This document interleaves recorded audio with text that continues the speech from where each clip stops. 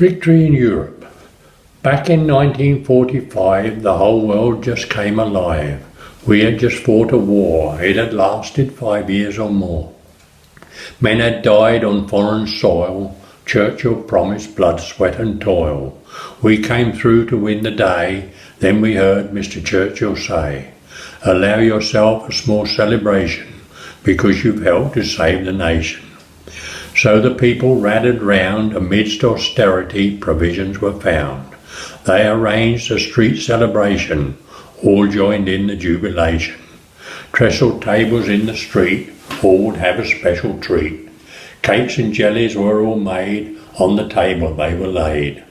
Lemonade was drunk in quantity. Sandwiches consumed in plenty. Children all in fancy dresses.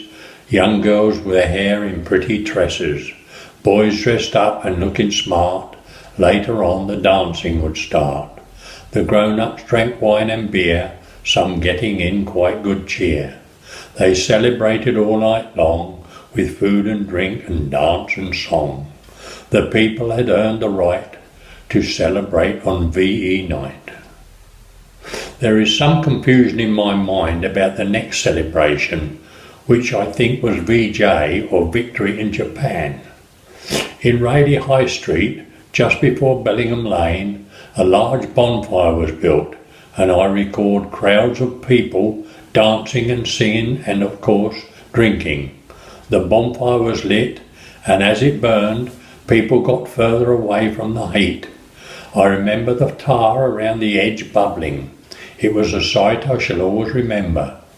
We ended up in Raleigh Regal Cinema, where the jollity went on and on. I laid on a big sofa in the foyer where I went to sleep. There's only so much a 5-year-old can take.